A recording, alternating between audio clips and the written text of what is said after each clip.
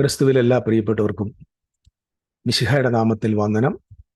Life community എന്ന ഈ YouTube ചാനലിലൂടെ ദൈവത്തിൻ്റെ തിരുവചനം വീണ്ടും നിങ്ങളോട് പ്രഘോഷിപ്പാൻ ദൈവം നൽകിയ വിലയേറിയ അവസരത്തിനായി കർത്താവിന് സ്തോത്രം ചെയ്യും. പല പ്രാവശ്യം പലരും ആവശ്യപ്പെട്ട ഒരു വചനത്തിൻ്റെ യഥാർത്ഥ വിശദീകരണം നൽകുവാനാണ് ഞാൻ ഇന്ന് ഈ വീഡിയോയിലൂടെ ശ്രമിക്കുന്നത്. നമ്മൾ കഴിഞ്ഞ ദിവസത്തിലിട്ട ഒരു വീഡിയോയുടെ കമൻറ്റ് ബോക്സിലും ഒരു പ്രിയപ്പെട്ടവൻ ആവശ്യപ്പെട്ടതനുസരിച്ച് മറ്റു പലരും ആവശ്യപ്പെട്ടതനുസരിച്ച് ഞാൻ ഇന്ന് നിങ്ങളോട് സംസാരിക്കാൻ പോകുന്നത് എബ്രായർക്ക് എഴുതിയ ലേഖനം അതിൻ്റെ 12-ാമത്തെ അധ്യായത്തിൽ 26 മുതലുള്ള തിരുവെഴുത്തുകളാണ്.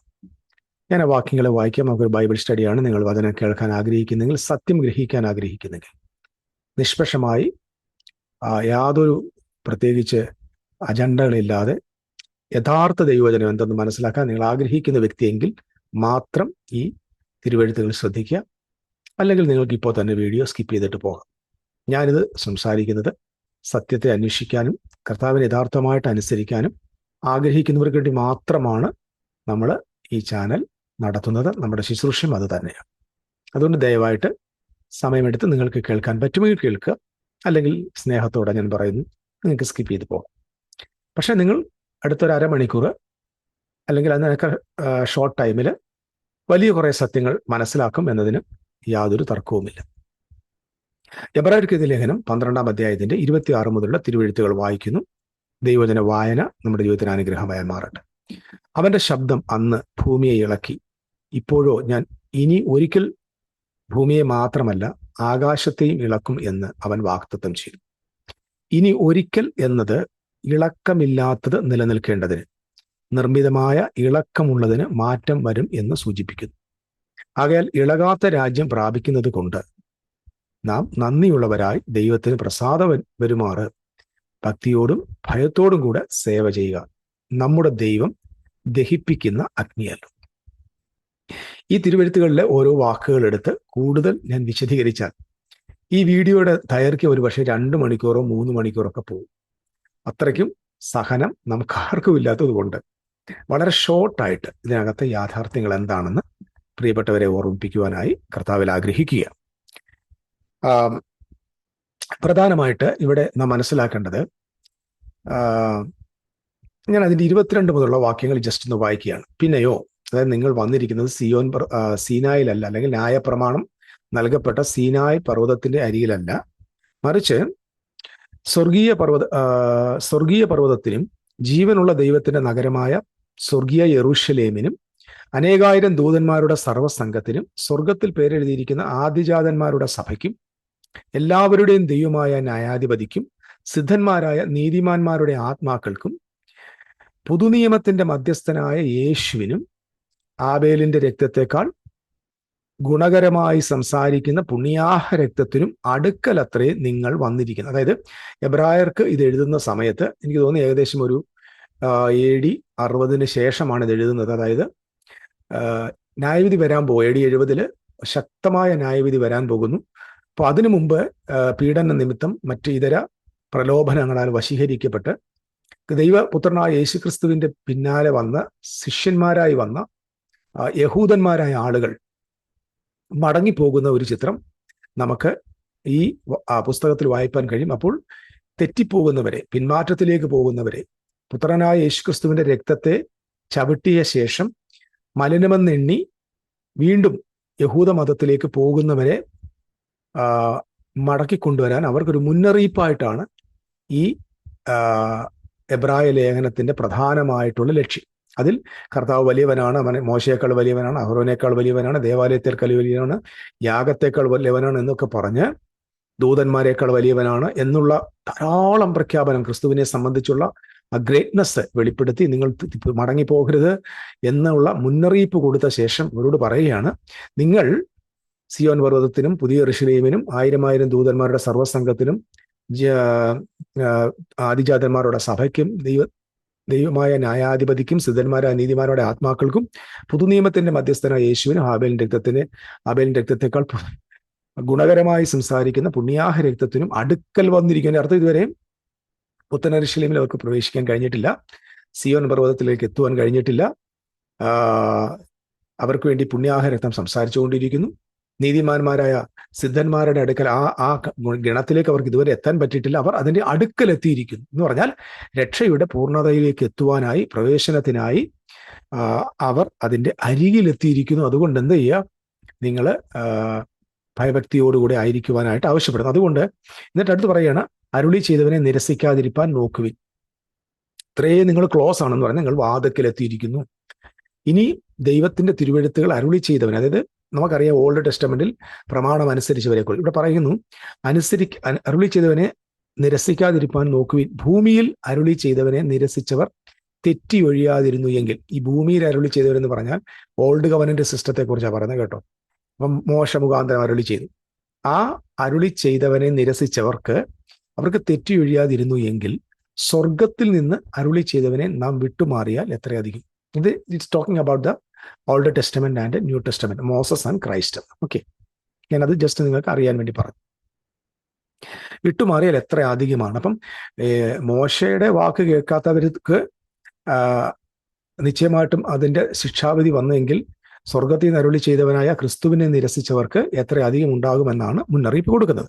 ഇതെല്ലാം നിങ്ങൾ ശ്രദ്ധിക്കണേൽ AD 70 തൊട്ട് മുമ്പ് AD 70 സംഭവിപ്പാൻ പോകുന്ന മഹാനായ വിധി, നമ്മുടെ നാട്ടിലെ ഭാഷ പറഞ്ഞാൽ മഹോപദ്രവം. ഈ മഹോപദ്രവമൊക്കെ നമ്മൾ എടുത്ത് അങ്ങ് അപ്പുറത്തോട്ട് ഇട്ടേക്കുന്നുണ്ട്. നമുക്ക് ഇതൊന്നും വലിയ പ്രാധാന്യം നമ്മൾ കൊടുക്കാറില്ല. യഥാർത്ഥത്തിൽ മഹാ ഉപദ്രവം വന്നത് AD 70 ഇസ്രായേൽ ജനത്തിന്റെ പുറത്ത്. ഒരു ജാതി ഉണ്ടായത് മുതൽ ഇതിൽ സംഭവിക്കാത്ത മഹാകഷ്ടം അന്ന് ഉണ്ടാകുമെന്ന് ദാനിയേലിന്റെ പ്രവചന പുസ്തകത്തിൽ 12-ാം അധ്യായത്തിൽ പറയുന്നു. അതേ വാക്ക് നമ്മുടെ കർത്താവായ യേശുക്രിസ്തു മത്തായിയുടെ സുവിശേഷം 24-ാം അധ്യായത്തിലും പറയുന്നു.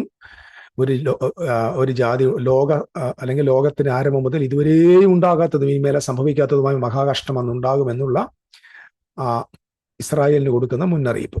അപ്പൊ എന്നോട് ഇത് സംസാരിച്ചപ്പോൾ ഒരാൾ പറഞ്ഞു, അന്ന് 11 ലക്ഷം പേരല്ലേ കൊല്ലപ്പെട്ടിട്ടുള്ളൂ, ഇപ്പൊ താണ്ട് യഹൂദന്മാരെ 60 ലക്ഷം മുസോളിനി കൊന്നു, 50 ലക്ഷത്തെ ഹിറ്റ്ലർ കൊന്നു, പിന്നെ ലക്ഷക്കണക്കിന് ആളുകൾ പോകുന്നിടത്തെല്ലാം കൊല്ലപ്പെട്ടു. അപ്പൊ അത് കഷ്ടമല്ലേ? ദൈവത്തിന്റെ ജനമായ ഇസ്രായേൽ AD 70 വരെ ഉള്ളൂ. അതിനുശേഷം ഉണ്ടായൊരു യഹൂദന്മാരാ ആയിട്ട് ഒരുപക്ഷെ അവർ പേരിൽ അങ്ങനെ ആയിരിക്കും, ദൈവത്തിന്റെ ഗണത്തിൽ അത് പെടുന്നില്ല. ഇസ്രായേൽ മാത്രമല്ലല്ലോ കൊട്ടപ്പോൾ, ലോകത്ത് ഒരുപാട് കോടിക്കണക്കിന് ആളുകൾ കൊല്ലപ്പെട്ടിട്ടുണ്ട്. അതൊന്നും ഇതുമായി ഒരിക്കലും താരതമ്യം ചെയ്യരുത്. കാരണം ദൈവത്തിന്റെ ജനമായ ഇസ്രായേലിന് ലഭിച്ച സമയം അവസാനത്തെ നാളെന്ന് പറഞ്ഞാൽ AD 70 വരെ ഉള്ളൂ. അതിനു മുമ്പ് മാനസാന്തരപ്പെട്ടോളം പറഞ്ഞേക്കുന്നു. അല്ലെങ്കിൽ നിങ്ങളെ എടുത്ത് തോട്ടിക്കളഞ്ഞ് ഫലം കൊടുക്കുന്ന മറ്റൊരു ജാതിക്ക് ദൈവരാജ്യം കൊടുക്കുമെന്ന് ക്രിസ്തു നേരത്തെ പറഞ്ഞിട്ടുണ്ട്. അപ്പൊ ഓൾറെഡി ഇന്ന് ഭൂമിയിൽ ഉണ്ടായിരിക്കുന്ന യഹൂദൻ അത് യഹൂദനല്ലെന്ന് നിങ്ങൾ ആദ്യം മനസ്സിലാക്കണം. യഹൂദൻ എന്ന് പേര് കാണുമായിരിക്കും, ദൈവത്തിന്റെ ജനമല്ല എന്ന് ദൈവമക്കൾ ദയവായിട്ട് മനസ്സിലാക്കുക. ഓക്കെ, ഇനി അടുത്തത്, അവന്റെ ശബ്ദം അന്ന് ഭൂമിയെ ഇളക്കി. അവന്റെ ശബ്ദം അന്ന് ഭൂമിയെ ഇളക്കി. ഇപ്പോഴോ ഞാൻ ഇനി ഒരിക്കൽ ഭൂമിയെ മാത്രമല്ല ആകാശത്തെയും ഇളക്കും എന്ന് വാഗ്ദത്തം ചെയ്യും. ഞാൻ ഒരു നിമിഷം അവിടെ നിൽക്കാൻ ആഗ്രഹിക്കുക. അന്ന് ഒരിക്കൽ അവന്റെ ശബ്ദം അന്ന് ഭൂമിയെ ഇളക്കി. ഇത് നമ്മൾ മനസ്സിലാക്കുന്നത് his voice then shook the earth. നമുക്കറിയാം ഹെവൻ ആൻഡ് എർത്ത് എന്ന് പറയുന്നത് 31 മുതൽ കാണുന്ന ഒരു വലിയ പ്രസ്താവ്യമാണ്. അത് ഞാൻ ചോദിക്കുന്നത് ഒരു ഇഡിയമായിട്ടാണ് ഞാൻ കാണുന്നത്. ഇത് വെറും ഒരു ആകാശം ഭൂമി എന്ന് പറയുമ്പോൾ നമ്മുടെ മീതെയുള്ള ആകാശവും താഴെ കിടക്കുന്ന ഭൂമിയുമല്ല. ഇത് ദേവാലയത്തെ സംബന്ധിച്ചുള്ളതായ യഹൂദന്മാർക്ക് അറിയാവുന്ന ഒരു ഭാഷയാണ്. ആകാശവും ഭൂമിയും എന്ന് പറഞ്ഞു കഴിഞ്ഞാൽ ദൈവത്തിന്റെ ആലയവും അവന്റെ ജനവും, അല്ലെങ്കിൽ ലാൻഡ് ആൻഡ് ദ ടെമ്പിൾ. നമ്മളെ സംബന്ധിച്ചിടത്തോളം ആധുനിക ലോകത്ത് 21-ാം നൂറ്റാണ്ടിൽ ജീവിച്ചിരിക്കുന്ന നമുക്ക് ആകാശം എന്ന് പറഞ്ഞാൽ നമ്മുടെ മീതെ കാണുന്ന നീലാകാശവും, ഭൂമി എന്ന് പറഞ്ഞാൽ നമുക്കറിയാവുന്ന നമ്മുടെ നാസ അല്ലെങ്കിൽ നാസ ഇട്ടിരിക്കുന്ന ചിത്രത്തെ ഇങ്ങനെ ഗ്ലോബായിട്ടേക്ക് അല്ലെങ്കിൽ പ്ലാനറ്റ് ആയിരിക്കുന്ന നമ്മുടെ ഗാലക്സിക്കകത്തുള്ള അല്ലെങ്കിൽ നമ്മുടെ സൗരയൂഥത്തിനകത്തുള്ള 9 ഗ്രഹങ്ങളിൽ 9 ഇപ്പോൾ 8 ആ ഗ്രഹങ്ങളിൽ ഒന്നായിരിക്കുന്ന ഭൂമി. എന്നാൽ വേദപുസ്തകം പറഞ്ഞ ആകാശവും ഭൂമി ഇതല്ലെന്ന് ദൈവമക്കൾ ആദ്യം മനസ്സിലാക്കണം. ഇത് നമ്മൾ മനസ്സിലാക്കാത്തടത്തോളം കാലം ഇന്നും കഴിഞ്ഞിടയ്ക്ക് ഒരാൾ പറയുന്നിട്ട് മൂലപദാർത്ഥങ്ങളെല്ലാം കത്തിപ്പോകും. അത് സാധാരണ വ്യക്തികളല്ല ഇത് പറയുന്നത്. നമ്മളെക്കാളൊക്കെ വലിയ വിദ്യാഭ്യാസമുള്ള വലിയ അറിവുള്ളവരാണ് പറയുന്നത് നമ്മുടെ ഭൂമി കത്തി അങ്ങ് പോകാൻ പോവുക, ഗ്ലോബ് കത്തിപ്പോകുന്നൊക്കെയാണ് പറയുന്നത്. ഇതിന് മനസ്സിലാക്കാത്തതിന്റെ കാരണം എന്ന് ചോദിച്ചാൽ ഈ ആകാശം ഭൂമി എന്ന് പറയുന്നത് വളരെ തെറ്റിദ്ധരിക്കപ്പെട്ട ഒരു വാക്കാണ്. ഇവിടെ നിങ്ങൾ ശ്രദ്ധിക്കണം, ഞാൻ ഒരിക്കൽ ഭൂമിയെ ഇളക്കി, അന്നൊരിക്കൽ ഭൂമിയെ ഇളക്കി. ഇത് എപ്പോഴാണ് സംഭവിച്ചതെന്ന് ചോദിച്ചാൽ നിങ്ങൾ പുറപ്പാട് പുസ്തകം 19-ാമത്തെ അധ്യായത്തിൽ ദൈവം സീനായിയുടെ മുകളിൽ ഇറങ്ങുമ്പോൾ നമ്മൾ വായിക്കുന്നത് എന്തുവാ? സീനായി കുലുങ്ങി, ജനമെല്ലാം കൂടെ ഭയങ്കരമായി ഭയന്ന് വിറച്ചു. കൂരിരുൾ രംഗത്ത് വന്നു, ഇടിമുഴക്കമുണ്ടായി, ഭൂകമ്പമുണ്ടായി, ഇടിമിന്നലുണ്ടായി. അങ്ങനെ ആ സീനായി പർവ്വതം കുലുങ്ങുന്നത് നമുക്ക് കാണുവാനായിട്ട് കഴിയും. ഇത് ഓൾഡ് കവനന്റൽ ഒരു ടെർമിനോളജിയാണ്. അതിനെ ഷേക്ക് ചെയ്തത് എന്തുകൊണ്ടാണ്? അന്ന് ഭൂമിയെ മാത്രം ഷേക്ക് ചെയ്തത്. ഒരിക്കൽ ഞാൻ ഭൂമിയെ ഇളക്കി എന്നല്ലേ പറഞ്ഞു. എന്തുകൊണ്ട് ഭൂമിയെ ഇളക്കി? എപ്പോഴും മനസ്സിലാക്കണം, ഭൂമി എന്ന് പറയുന്നത് സാമാന്യ ജനമാണ്. മനസ്സിലാക്കാൻ ഞാൻ പറഞ്ഞ ജനത, അവർ താമസിക്കുന്ന സ്ഥലവും അവരുടെ ജനവിഭാഗത്തെയാണ് കഴിയുന്നത്. ആകാശം എന്ന് പറയുമ്പോൾ, അല്ലെങ്കിൽ സ്വർഗം എന്ന് പറയാം, ദൈവമുണ്ട്, ദേവാലയമുണ്ട്, അതിനകത്ത് പുരോഹിത വർഗമുണ്ട്, ശുശ്രൂഷകന്മാരുണ്ട്, എല്ലാം ഉണ്ട്. എന്നാൽ ഇവിടെ സീനായുടെ പർവ്വതത്തിൽ ദൈവം ഭൂമിയെ ഇളക്കി എന്ന് പറഞ്ഞു കഴിഞ്ഞാൽ അന്ന് അവിടെ സ്വർഗമില്ല, ദേവാലയമില്ല, പുരോഹിതന്മാരില്ല, ശുശ്രൂഷകന്മാരില്ല, ദേവാലയ സംബന്ധമായ മറ്റൊന്നില്ല, ന്യായപ്രമാണമില്ല, ഒന്നുമില്ല. ജനം മാത്രമുണ്ട്. അപ്പൊ ജനം മാത്രം സീനായുടെ താഴെയിൽ വന്നിരിക്കുമ്പോൾ ഉടമ്പടി കൊടുക്കുവാൻ വന്ന ദൈവം അവന്റെ വരവിന്റെ പ്രത്യക്ഷതയെ വളരെ ഭയാനകമായ നിലയിലാണ് ജനങ്ങൾ കണ്ടത്. അത് വെളിപ്പെടുത്തിയതും അങ്ങനെ തന്നെ. പർവ്വതം കുലുങ്ങി എന്ന് പറഞ്ഞു. ആരെങ്കിലും പർവ്വതത്തെ തൊട്ടാൽ അവനെ കല്ലെറിഞ്ഞു കൊല്ലണമെന്ന് പറഞ്ഞു. ഭയാനകമായ ഒരു സന്ദർഭം. അന്തരീക്ഷം മൊത്തം മാറി. കൂരിരുൾ, കൊടുങ്കാറ്റ്, ഭീകരത, ഇടിമിന്നൽ. നമുക്ക് അറിയാം, അവിടെ ഭയം വിറയ്ക്കുന്ന നിലയിൽ സീനായ പർവ്വതത്തെ ദൈവം കുലുക്കി എന്ന് നമുക്ക് കാണുവാനായിട്ട് കഴിയും. അതായത് അവിടെ ഭൂമി എന്ന് ഞാൻ കൊടുത്തിരിക്കുന്ന വാക്ക്, ഹെബ്രായ ഭാഷയിൽ കൊടുത്തിരിക്കുന്നത് എററ്റ്സ് എന്ന വേർഡ്. എററ്റ്സ് എന്ന് പറഞ്ഞാൽ land of Israel, covenantal order, people of Israel, habitants, ഇങ്ങനെയുള്ള അർത്ഥങ്ങളാണ് എററ്റ്സ് എന്നതുകൊണ്ട് നമ്മൾ മനസ്സിലാക്കിയിരിക്കേണ്ടത്. അതായത് സീനായെ ഷേക്ക് ചെയ്തു എന്ന് പറഞ്ഞാൽ the establishment of the old covenant system. മനസ്സിലായി? അന്ന് ഞാൻ ഭൂമി ഇളക്കി എന്ന് പറഞ്ഞാൽ ദൈവം ഗ്ലോബിനെ ഇട്ട് ഇങ്ങനെ കുലുക്കിയെന്നല്ല, നമ്മുടെ പ്ലാനറ്റ് എർത്ത് ഇങ്ങനെ കുലുങ്ങിയെന്നല്ല, മറിച്ച് ഓൾഡ് ടെസ്റ്റമെന്റ് സിസ്റ്റത്തിന്റെ എസ്റ്റാബ്ലിഷ്മെന്റ് ആണ് സീനായിൽ നടന്നത്. ആ സീനായിൽ നടന്ന ആ എസ്റ്റാബ്ലിഷ്മെന്റ്, ഇവിടെ 10 കൽപ്പനകൾ കൊടുക്കപ്പെട്ടു, മോശെ ദൈവം വിളിച്ചു വരുത്തി, പ്രമാണം കൊടുത്തു, തീജ്വാല വെളിപ്പെട്ടു. ഞാൻ അതിനെക്കുറിച്ച് മുൻപ് ഒരു വീഡിയോ ചെയ്തിട്ടുണ്ട്. ദൈവത്തിന്റെ നാവിൽ നിന്ന് ഓരോ വാക്കുകൾ പുറപ്പെടും. ഈ കൽപ്പനകൾ എന്ന നമ്മൾ എഴുതി ചെയ്യുന്നത് കൽപ്പനകളല്ല, ദൈവത്തിന്റെ വാക്കുകൾ എന്നാണ് അതിനർത്ഥം. 10 വാക്കുകൾ ദൈവം കൊടുത്തു. നമ്മളാണ് അതിനെ കൽപ്പനയാക്കി മാറ്റി. ദൈവം കൽപ്പിച്ചു. അങ്ങനെ ദൈവം കൽപ്പിക്കുമല്ല, ദൈവത്തിന്റെ നാവിൽ നിന്ന് പുറപ്പെട്ട 10 വാക്കുകൾ. ഈ 10 വാക്കുകൾ ദൈവത്തിന്റെ വായിൽ നിന്ന് പുറപ്പെട്ടു. ശ്രദ്ധിച്ചു കേൾക്കണം. ദൈവത്തിന്റെ വായിൽ നിന്ന് ഈ 10 കൽപ്പനകൾ, ആ വാക്ക് വീണ്ടും ഓർത്തിച്ചു, 10 വാക്കുകൾ പുറപ്പെടുമ്പോൾ വേദപുസ്തകം പറഞ്ഞു ദൈവത്തിന്റെ വചനം തീയാണ്. ഈ തീയായ വചനം ദൈവത്തിന്റെ വായിൽ നിന്ന് പുറപ്പെട്ട് അവിടെ സംഭവിച്ചതിനെ കുറിച്ച് റബി മോഷെ വൈസ്മാൻ എന്ന് പറയുന്ന ഒരു ജൂയിഷ് റബി ഈ വിഷയത്തെ സംബന്ധിച്ചുള്ള ഓറൽ ട്രഡീഷൻസ്, എനിക്ക് ഓറൽ തോറയാണ്, തൽമൂദ്, തൽമൂദാണോ മിഡ്രാഷ്, മിഡ്രാഷി പറയുന്ന തൽമൂദിൽ മിഡ്രാഷ്, അതിനെ സംബന്ധിച്ചൊരു വിശദീകരണം നൽകിയത് ഇങ്ങനെയാണ്. ദൈവത്തിന്റെ നാവിൽ നിന്ന് തീ പുറപ്പെട്ടു. ആ തീ ദൈവത്തിന്റെ വായിൽ നിന്ന് പുറപ്പെട്ടിട്ട് താഴ്വരയിലായിരുന്ന ഇസ്രായേൽ ജനം, ഞാൻ ഇടയ്ക്ക് വെച്ച് ഒന്നുകൂടെ പറയാം, ഈ ഇസ്രായേൽ ജനം എന്ന് പറയുന്നത് 40 ലക്ഷം 60 ലക്ഷം ഒന്നും ഇല്ല കേട്ടോ. ഇതൊക്കെ നമ്മുടെ സംഖ്യകളെ കുറിച്ചുള്ള ഹൈപ്പർബോളയാണ്. ബൈബിളിന്റെ ഒരു എഴുത്തിന്റെ രീതിയാണ് ഹൈപ്പർബോളയിൽ. ഈ 40 ലക്ഷം പേരൊക്കെ സീനായുടെ ചോട്ടി വന്നിരിക്കുന്നത് എങ്ങനെ ആലോചിച്ചു. ഒരു സീനായി എന്ന് പറഞ്ഞു കഴിഞ്ഞാൽ ഇന്ത്യൻ മഹാസമുദ്രത്തിന്റെ അത്രയും വലിപ്പമൊന്നുമില്ല. അതിന്റെ തൊട്ട് താഴ്വരെ വന്ന് നിൽക്കുക ജനം.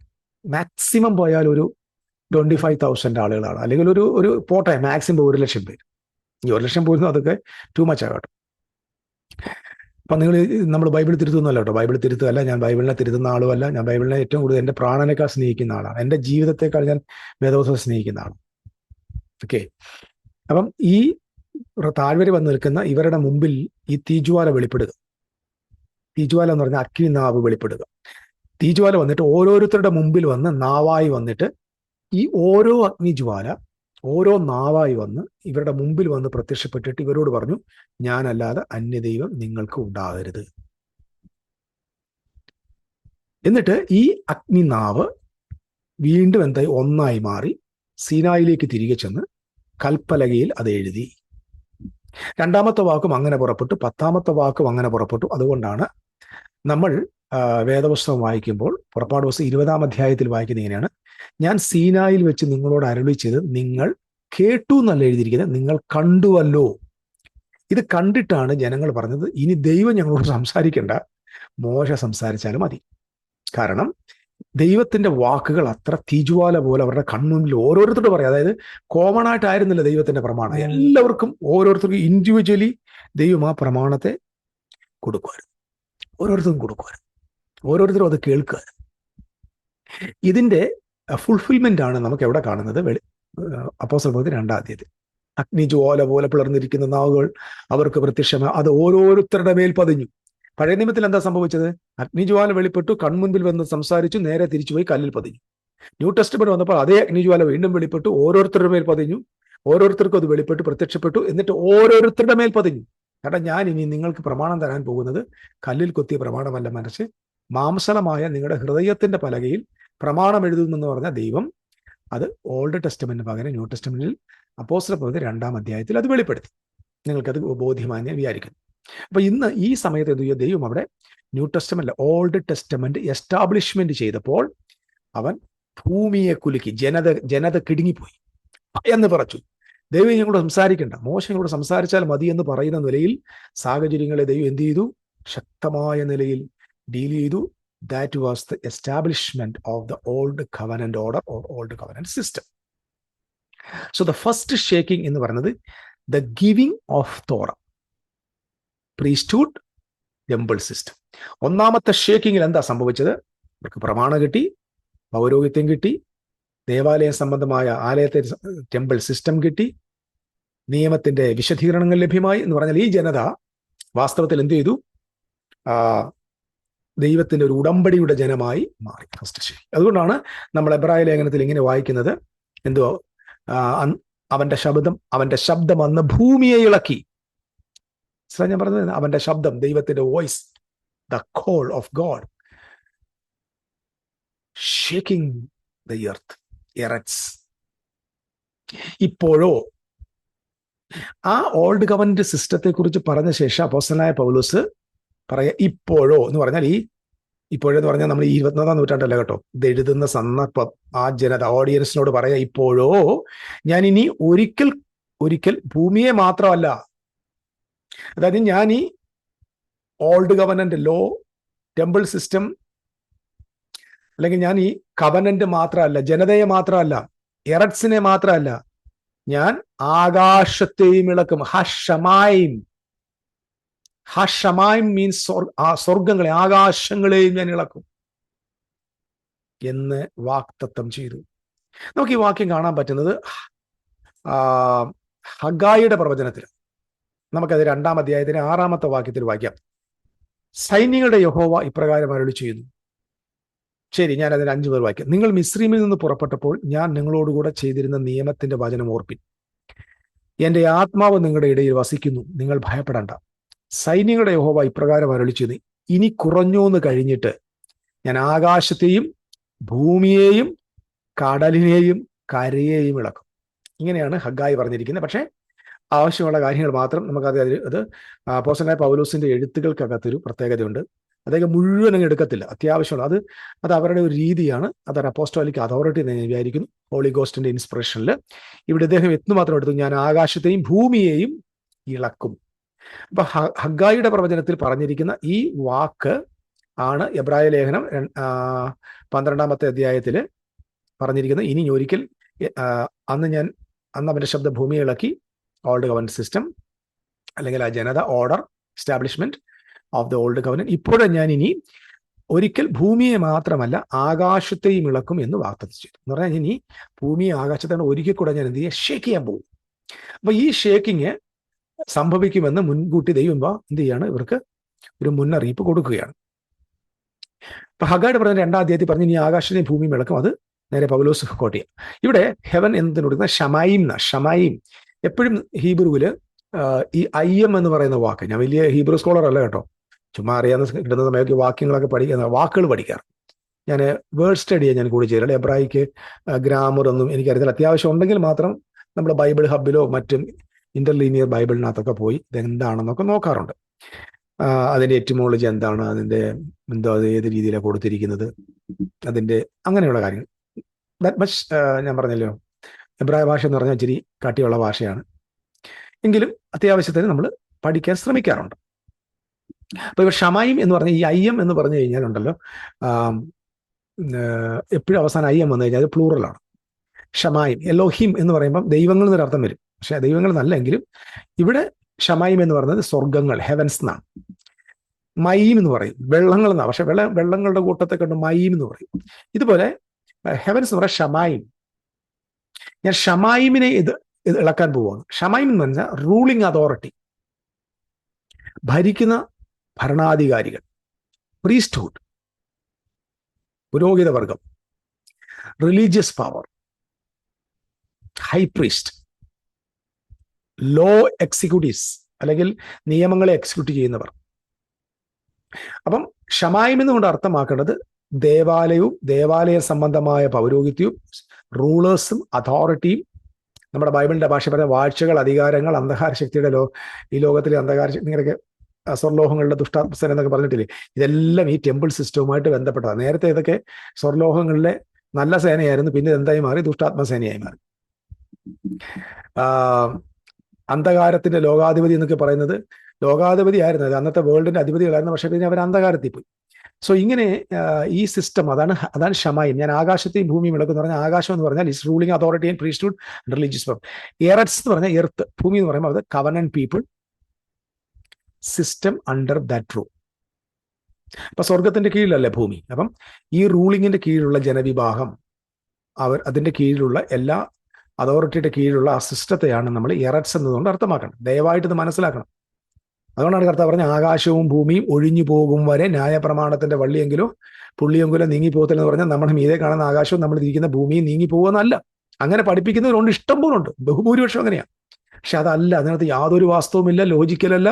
അതൊക്കെ വേദപുസ്തകത്തെ ഒരുമാതിരി ഇളിഫ്യമാക്കി കർത്താവിനെ നാണം കെടുത്തുന്ന ചിന്തകൾ മാത്രമാണ്. അതൊന്നും അങ്ങനെയല്ല. അപ്പം ആകാശത്തിൽ ഞാൻ ഭൂമിയും ഒരിക്കൽ കൂടെ ഇളക്കും. It's not talking about the physical earth and planet, but the entire old covenant world order. Old ടെസ്റ്റമെന്റിന്റെ മുഴുവൻ ലോകത്തിന്റെ ക്രമത്തെയാണത് കാണിക്കേണ്ടത്. അപ്പം ഞാൻ ഒരിക്കൽ കൂടി ഭൂമി എന്ത് ചെയ്യാൻ പോവാ? ഇളക്കാൻ പോവാം. എന്തിനാ ഇളക്കുന്നതെന്ന് ചോദിച്ചാൽ, എബ്രായ ലേഖനത്തിൽ ചോദിച്ചാൽ, ഇനി ഒരിക്കൽ എന്നത് ഒരിക്കൽ കൂടെ ഉള്ളു കേട്ടോ, വീണ്ടും വീണ്ടും ഇളക്കത്തൊന്നുമില്ല. നമ്മുടെ ആളുകൾ പഠിപ്പിക്കുന്ന വേറൊരു കാര്യമുണ്ട്. യെരൂശലേമിൽ ആലയം ഉണ്ടാകാൻ പോകുന്നു, ചുമന്ന പശുവിനെ.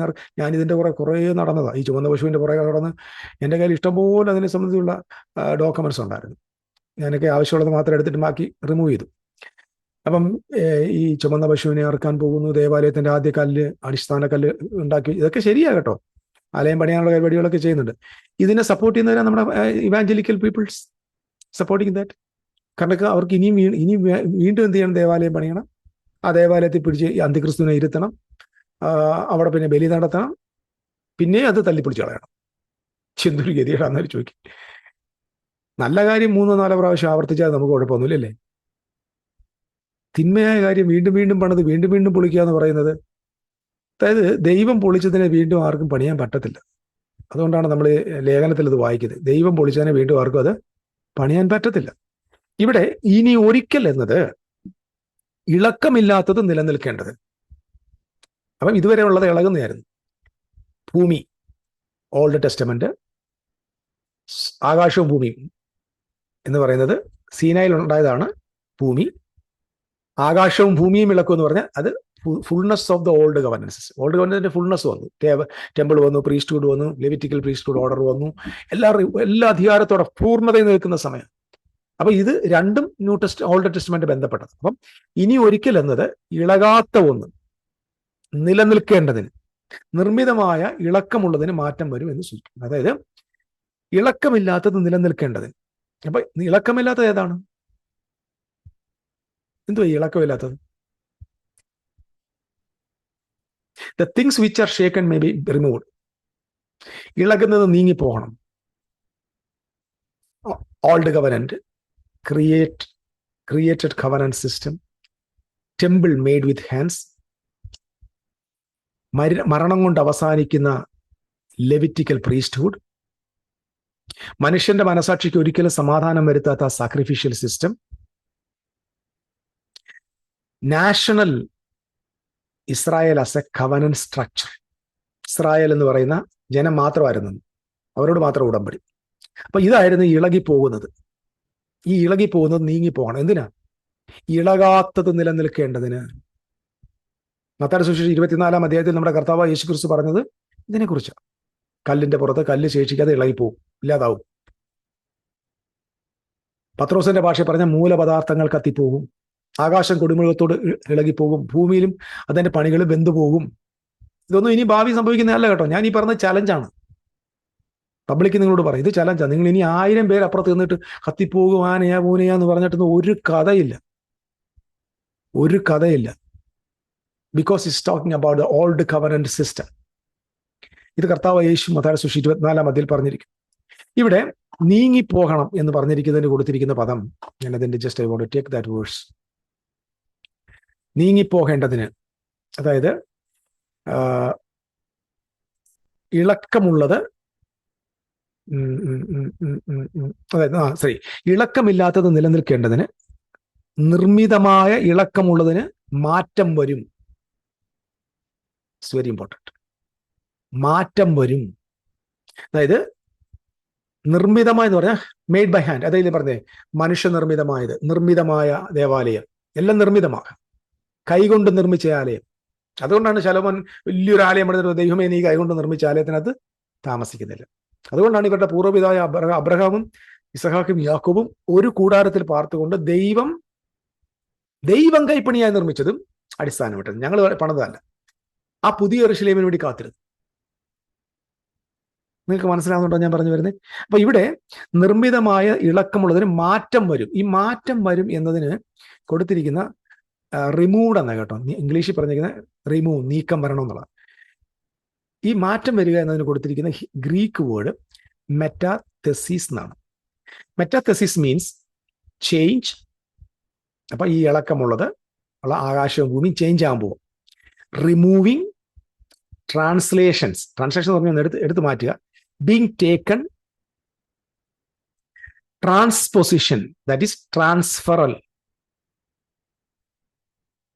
Re establishment. അപ്പൊ മെറ്റാതെസിസ് എന്ന് പറഞ്ഞു കഴിഞ്ഞാൽ നിലവിലുള്ളതിനെ റീപ്ലേസ് ചെയ്യുക, ഇതിനടുത്ത് മാറ്റിയിട്ട് റിമൂവ് ചെയ്യാൻ പോകും.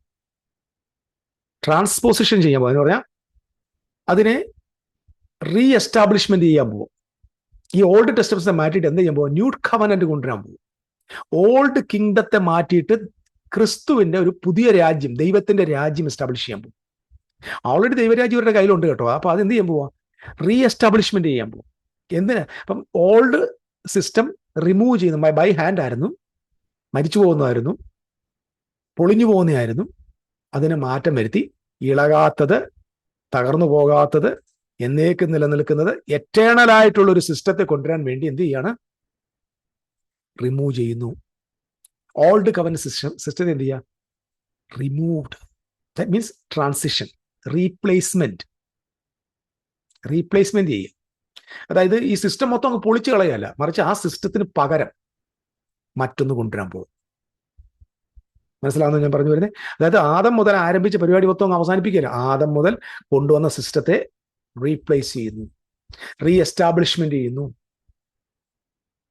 റിന്യൂ ചെയ്യാൻ പോവുക. അപ്പൊ റിന്യൂ ചെയ്യുമ്പോൾ ടെമ്പിൾ എന്ന് പറയുന്നത് പുതിയത്. അപ്പം ന്യൂ കവനന്റ് ഓൾഡ് കവനന്റ് പകരം വരിക. അതാണ് നിലനിൽക്കുന്നത്, ഇളകിപ്പോകാത്തത്. അതിനർത്ഥം എന്തോ? there is no physical temple in the New Testament.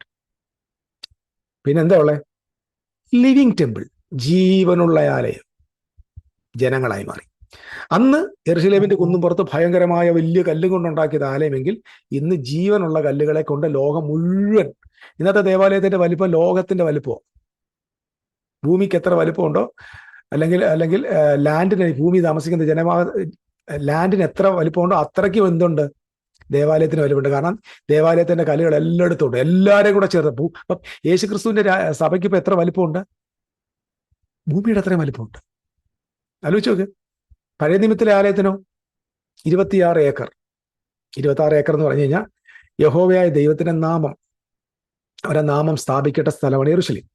അപ്പൊ ആ യെരൂശലേമിന്റെ ആ ഏരിയയിലെ പ്രമായിസസിന്റെ ഏരിയയെ കുറിച്ച് ഞാൻ ജൂയിഷ് ബുക്ക് വായിച്ചതിന് 26. കാരണം യൂദ് ഹെ വാഹ്ഹെ എന്ന് പറയുന്ന യാഹ്വയുടെ നാമത്തിന്റെ ന്യൂമെറിക്കൽ വാല്യൂ ആണ് 26. ആ 26 ഏക്കേഴ്സ് ലാൻഡ് ആണ് യെരൂശലേം. എന്ന മഹാദൈവത്തിന്റെ ഇന്നത്തെ ആലയമോ living temple, people of God all over the world. അപ്പം ഇളകി പോകാത്തത് എന്താ? ഒന്ന്, no physical temple, no earthly Jerusalem. ദൈവത്തിന് എന്തില്ല? ഭൂമിയിൽ ഇന്നൊരു ജെറുഷലേം എന്ന് പറഞ്ഞില്ല, മറിച്ച് ഹെവൻലി സിയോൻ, സ്വർഗീയ സിയോൻ. ഭൂമിയിൽ നിന്ന് ഏതോ കുന്നും പുറത്ത് ഒരു പർവ്വത ഒരു ആലയമില്ല, മറിച്ച് എന്താ? ഹെവൻലി സിയോൻ. പഴയ നിമിത്തം എന്ത് വേണം? ദൈവത്തിന്റെ അടുക്കിലേക്ക് വേണേ പുരോഹിതം വേണം. ഇന്നോ direct access to the union with God. ദൈവവുമായിട്ടുള്ള ഡയറക്റ്റ് ആക്സസ്, ഡയറക്റ്റ് ആയിട്ട് കണക്ഷൻ. അതുകൊണ്ടാണ് ഞാൻ നേരത്തെ വായിച്ച എബ്രായ ലേഖനം 12-ാം അധ്യായത്തിന്റെ 22-ാം വാക്യം മുതൽ വായിച്ചതില്ലേ? സ്വർഗീയ സിയോനും പുതിയ യെരൂശലേമിനും ആയിരം ദൈവത്തിന് അടുക്കൽ എത്രയും നിങ്ങൾ വന്നിരിക്കുന്നു. നിങ്ങൾക്കിനി ദൈവത്തിനും മനുഷ്യർക്കും ഇടയിൽ ഒരു മാനുഷികമായിട്ടുള്ള ഒരു മീഡിയേഷന്റെ ആവശ്യമില്ല, മറിച്ച് ദൈവം തന്നെ അത് സ്ഥാപിച്ചു എന്റെ പുത്രനിലൂടെ.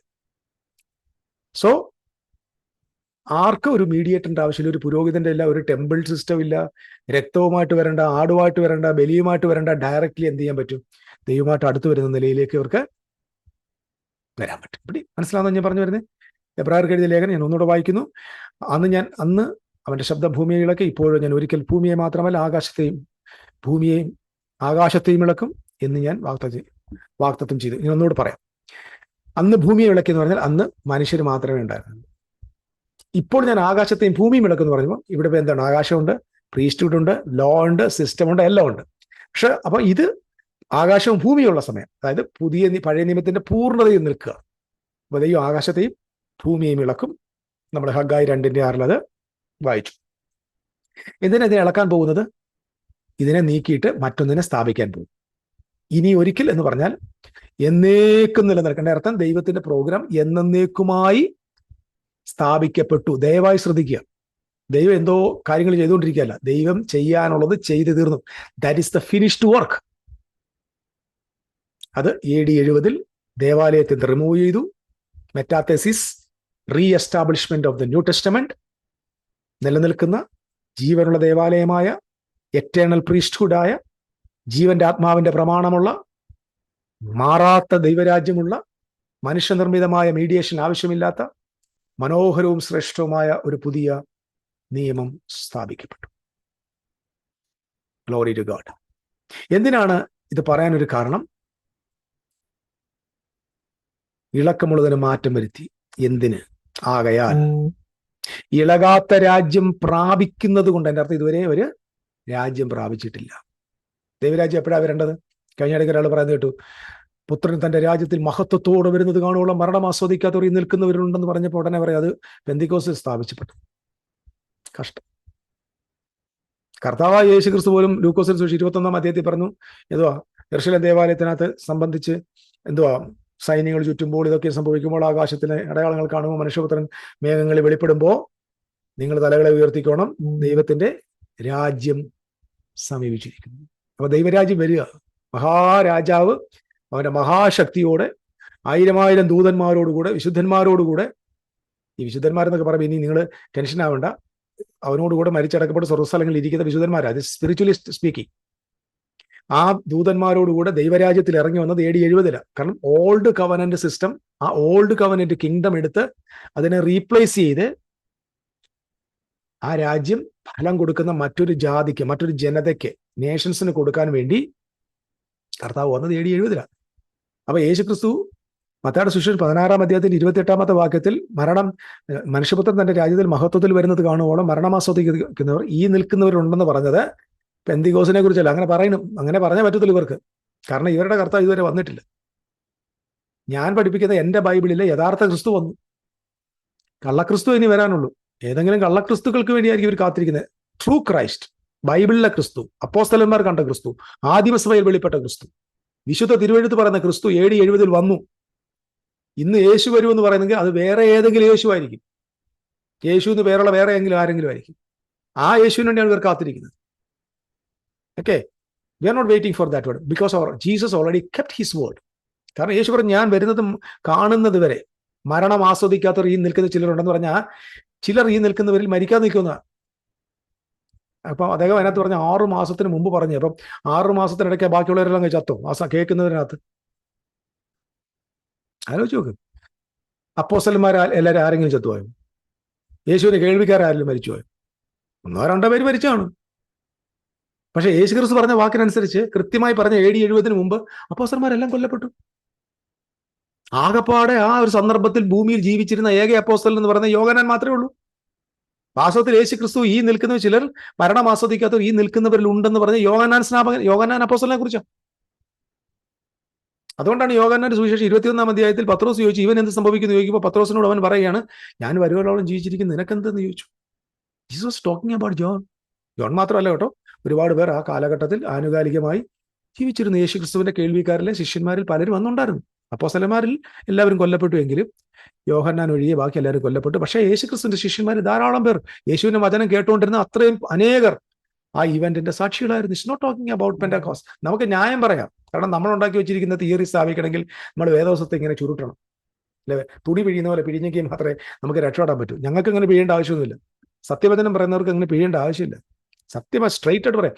വേർഡ് ഓഫ് ഗോഡ് ട്രൂത്ത് ആണ്, സ്ട്രൈറ്റ് റോഡാണ്. അല്ല വളഞ്ഞു പൊളഞ്ഞു കിടക്കുന്ന നമ്മുടെ വയനാട്ടിലെ ചുരമല്ല. ഈ വയനാട്ടിലെ ചുരം പോലെ വളഞ്ഞു കിടക്കുന്നത് കള്ളമാണ്. എങ്ങനെ ഏതെങ്കിലും ഒരു വ്യക്തി വചനത്തെ ഒടുക്കി ഓർത്തോണം, ഞാൻ വചനത്തെ ഇതുവരെ വളച്ചൊടിച്ചില്ല, സത്യമായിട്ടല്ലേ പറഞ്ഞു നോക്കി. ആകയാൽ ഇളകാത്ത രാജ്യം പ്രാപിക്കേണ്ടതിന്, കാരണം യേശുക്രിസ്തുവിന്റെ രാജ്യം വരുമ്പോൾ പ്രാപിക്കാൻ പോകുന്നത് കൊണ്ട് നാം നന്ദിയുള്ളവരായ ദൈവത്തിന് ഭക്തി വരുമാറ്, പ്രസാദം വരുമാറ്, ഭക്തിയോടും ഭയത്തോടും കൂടെ സേവ ചെയ്യുക. It's talking about the kingdom of God. The kingdom came AD 70. Because already നിലവിലുള്ള കിങ്ഡം റിമൂവ് ചെയ്യണം. അവിടേക്കായി കല്ല് വരേണ്ടത്. നിലവിലുള്ള സിസ്റ്റത്തെ പൊളിക്കുന്ന കല്ല് കാൽപാദത്തിൽ വന്നു AD 70. That was the second coming of Christ. ആ കല്ല് വളരാൻ തുടങ്ങി. ഇന്ന് ഭൂമി മുഴുവൻ ആ പർവ്വതം കൊണ്ട് നിറഞ്ഞു. ആ കല്ലൊരു വലിയ പർവ്വതമായി വളർന്നു. Mountain represents the kingdom of God. Okay, അതുകൊണ്ട് receiving the kingdom which cannot be shaken, ഒരിക്കലും ഇളകാത്ത ദൈവരാജ്യം പ്രാപിക്കേണ്ടതിന് എന്ത് ചെയ്യണം? നമ്മൾ ഭയത്തോടെ ദൈവപ്രസാദം വരുമാറ് ഭക്തിയോടെ ജീവിപ്പാനായിട്ട് ആവശ്യപ്പെടുകയാണ്. Praise the Lord. ദൈവരാജ്യം സമീപിച്ചിരിക്കുന്ന യേശു പറഞ്ഞില്ലേ? അപ്പോസ്തലന്മാർ പറഞ്ഞില്ലേ? യോഹന്നാൻ പറഞ്ഞില്ലേ? ആ രാജ്യം 1-ാമത്തെ നൂറ്റാണ്ടിൽ യേശുവും അപ്പോസ്തലന്മാരും ദൈവരാജ്യം സമീപിച്ചിരിക്കുന്നു എന്ന് പറഞ്ഞില്ലേ? ആ രാജ്യം. അല്ലാതെ ഒത്തിരി രാജ്യമൊന്നുമില്ല, ഒറ്റ രാജ്യമേ ഉള്ളൂ. ആ സമീപിച്ചിരിക്കുന്നു എന്ന് പറഞ്ഞ രാജ്യം. ദൈവരാജ്യം ശക്തിയോടെ വരുമെന്ന് അതേ രാജ്യം. അല്ലാതെ അവിടെ കുറെ രാജ്യം വന്നു, ബാക്കി ഇവിടെ വന്നു, കുറെ അപ്പുറത്ത്. The kingdom is coming at hand. അല്ലെങ്കിൽ ദൈവരാജ്യം എന്താണ്? വാതുക്കലായിരിക്കുന്നു, അടുത്തിരിക്കുന്നു എന്നൊക്കെ പറഞ്ഞ് അവർ പ്രസംഗിച്ച ആ രാജ്യം പ്രാപിക്കേണ്ടതിന് നന്ദിയുള്ളവരായി ദൈവത്തിന് പ്രസാദം വരുമാറ് ഭക്തിയോടും ഭയത്തോടും കൂടെ സേവ ചെയ്യുവാൻ ആവശ്യപ്പെടുകയാണ്. It is talking about old കവനന്റിന് പകരം ന്യൂ കവനന്റ് വരുന്നു. ഓൾഡ് കിങ്ഡത്തിന് പകരം ന്യൂ കിങ്ഡം വരുന്നു. ഭൂമിയെയും ആകാശത്തെയും ഇളക്കുന്നു. It's talking about old covenant സിസ്റ്റത്തെ മൊത്തം ഇളക്കി. യേശു പറഞ്ഞ പോലെ കല്ലിന്മേൽ കല്ല് ശേഷിക്കാതെ പൊളിഞ്ഞു. അടുത്ത വാക്കമാണ് നമുക്ക് എല്ലാവർക്കും പറയാം, നമ്മൾ ആളുകളെ പേടിപ്പിക്കാൻ വേണ്ടി പറയുന്ന ഒരു വാക്കാണ്, നമ്മുടെ ദൈവം ദഹിപ്പിക്കുന്ന അഗ്നിയല്ലോ. God is a consuming fire. Deuteronomy chapter 2:4-24 നമുക്കിത് കാണാൻ പറ്റും. ദഹിപ്പിക്കുന്ന അഗ്നിയാണ്. ഫയർ എപ്പോഴും എബ്രായിക് ഭാഷയിൽ നമ്പർ 1 പ്യൂരിഫിക്കേഷൻ. മലാക്കിയുടെ പുസ്തകം 3-ാം അധ്യായത്തിൽ പറഞ്ഞു, അവൻ എന്തുവാ വെള്ളി ഊതിക്കഴിക്കുന്നത് പോലെ യാക്കോബ് ഗൃഹത്തെയും ലേവിയ പുത്രന്മാരെയും ശുദ്ധീകരിക്കും തീയാൽ. കൺസ്യൂമിങ് ഫയർ എന്ന് പറഞ്ഞാൽ first of all is purification. രണ്ടാമത് ജഡ്ജ്മെന്റ് അഗൈൻസ്റ്റ് കവനന്റ് അൺഫെയ്ത്ത്ഫുൾനെസ്. ഉടമ്പടിയുടെ ലംഘനത്തിൽ ദൈവം എപ്പോഴെങ്കിലും ശിക്ഷിക്കാൻ വരുമ്പോൾ അവിടെയും എന്ത് ചെയ്യുക? ജഡ്ജ്മെന്റിനെ ഉപയോഗിക്കാം. മൂന്നാമത്തത് ഫയർ വന്നാൽ ടെമ്പററി ആയിട്ടുള്ളത് റിമൂവ് ആവും. ഓരോരുത്തരുടെ പ്രവൃത്തി തീയാൽ ശോധന എപ്പോഴും വൈക്കോല്, താടി, പിന്നെന്തുവാ, ഇതെല്ലാം തീയിൽ കത്തിപ്പോവും. അപ്പം നമ്മുടെ കർത്താവ് ദഹിപ്പിക്കുന്ന അഗ്നി എന്ന് പറഞ്ഞ വാക്കിന്റെ അർത്ഥം, അവൻ വരുമ്പോൾ ടെമ്പററി ആയിട്ടുള്ളതെല്ലാം റിമൂവ് ആവും. എല്ലാം റിമൂവ് ആവും. 2, വിശ്വസ്തരല്ലാത്ത യഹൂദന്മാരായ അല്ലെങ്കിൽ അൺഫെയ്ത്ത്ഫുൾ ആയിരിക്കുന്ന കവനന്റുമായി ഉടമ്പടിയുമായി വിശ്വസ്തത പാലിക്കാത്ത എല്ലാവരെയും അത് ന്യായീകരിക്കും. 3, വിശ്വസിക്കാൻ മാനസാന്തരത്തിലേക്ക് വരുന്നവരെ അത് ശുദ്ധീകരിക്കും. അപ്പം നമ്മുടെ ദൈവം ദഹിപ്പിക്കുന്ന അഗ്നി എന്ന് പറഞ്ഞാൽ അർത്ഥം അവൻ ശുദ്ധീകരിക്കുന്നവനാണ്, മാനസാന്തരത്തിലേക്ക് വരുന്നവനെ ശുദ്ധീകരിക്കുന്നു, അനുസരണം കെട്ടവരെ ന്യായം വിധിക്കുന്നു, ടെമ്പററി ആയിട്ടുള്ളത് ഇളകിപ്പോകുന്നത് അതിനെ അത് എന്നേക്കുമായിട്ട് റിമൂവ് ചെയ്യും. സ്വർണം, വെള്ളി, മറ്റ് വിലയേറിയ കല്ലിതൊന്നിനെയും റിമൂവ് ചെയ്യാനായിട്ട് തീക്ക് പറ്റത്തില്ല. ഹല്ലേലൂയ. നമ്മുടെ ദൈവം ദഹിപ്പിക്കുന്ന അഗ്നി. നമ്പർ 1, ഒറ്റക്കാരോട് പറഞ്ഞു നിർത്താം. നമ്മുടെ ദൈവം നിലനിൽക്കാത്ത, ഉറപ്പില്ലാത്തതിനെ റിമൂവ് ചെയ്യുന്നവനും ഉറപ്പുള്ളതിനെ പ്രൊട്ടക്ട് ചെയ്യുന്നവനുമാണ്. നമ്മുടെ ദൈവം ചിലതിനെ റിമൂവ് ചെയ്യുന്നു, മറ്റു ചിലതിനെ ഞാൻ അവർക്ക് ചുറ്റും തീമതിലായിരിക്കും, ഞാൻ അവരുടെ നടുവിൽ മഹത്വമായിരിക്കും. സോ ഈ വചനങ്ങൾ നിങ്ങൾക്ക് ബോധ്യമായി എന്ന് ഞാൻ വിശ്വസിക്കുന്നു. ദഹിപ്പിക്കുന്ന അഗ്നി എന്ന് പറയുമ്പോൾ മനസ്സിലാക്കിയ എന്ന് ഞാൻ വിചാരിക്കുന്നു. Refining judgement that ended the old covenant age it's already happened. ഒറ്റ വാക്യം പറഞ്ഞ this is a transition from Sinai to Zion. സീനായിൽ നിന്ന് സയോണിലേക്ക് കാര്യങ്ങൾ മാറാൻ പോകുന്നു. It's going to be replaced by the new covenant. The old world is going to be replaced by the new covenant world. The establishment of unshakable new covenant kingdom. It is already fulfilled. Now we are living in the unshakable kingdom.